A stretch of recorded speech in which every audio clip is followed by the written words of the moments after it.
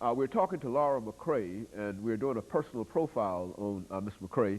And of course, Ms. McCray, let's use this last segment to talk about some of the activities that you've been involved in dealing with the church. I think that it's well understood that you've played a significant role dealing with religion and whatnot. And let's talk about your involvement with religion and your involvement with church and some of the things that you've been able to accomplish as a member of the church. Mm-hmm.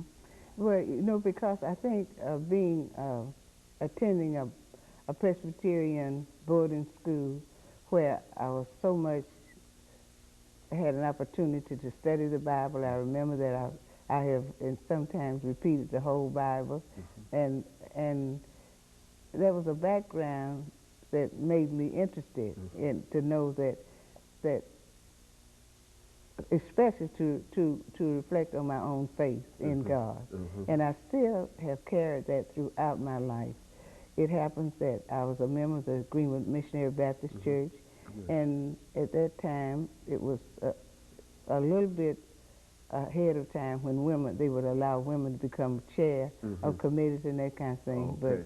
But I was a member of the William Burr's Flower Club and the Pastor Aid Club, and then I married a deacon, Deacon Aaron R. McCray, and was a deaconess, and during that time I really participated in the church. And it happens that when I lost my husband, William Buck, and remarried a fellow by the name of Aaron R. McCray, who was my next door neighbor. And I said to him that I didn't have time to court, so we married very early. I had 3 small children, William, Earl, and Sylvia, and I didn't have time to go for rides in the evening.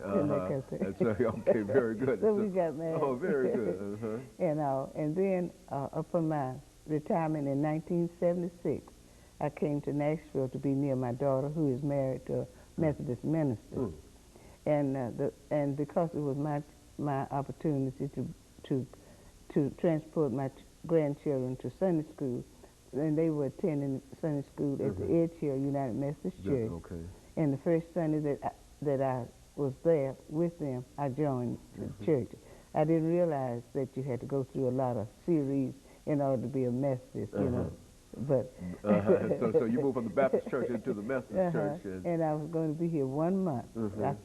I said to them, I'm going to be here only 1 month, but I want to be involved with what you all are doing in this community 1 month. And that was in 1976. And so you've been here since 1976, and you've been involved in just, we understand that, and certainly we want to talk about some of the efforts that you're making in terms of trying to feed the hungry in Nashville. Let's talk about your involvement in there, that and how you became involved in that. Well, it happened that the young lady who was our secretary at that time needed food because the car was down, and I brought a crock of soup over to her, and a man named Mr. Hayes was passing by and got a whiff of the soup, came in and ate it all up from her.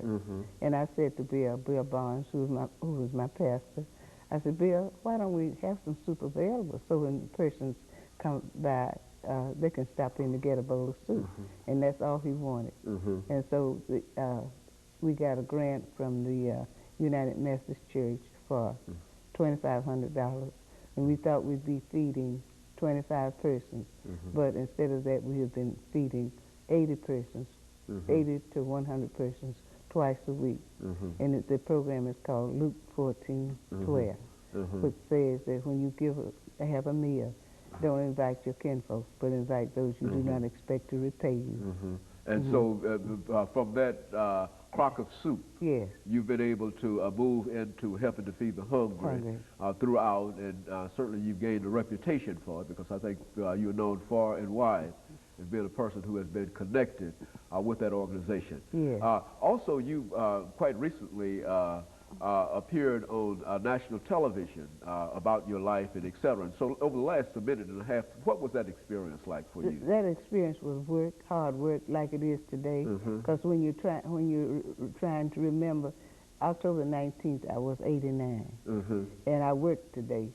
So when you have to recall things that happened to you for 89 years in a very short period.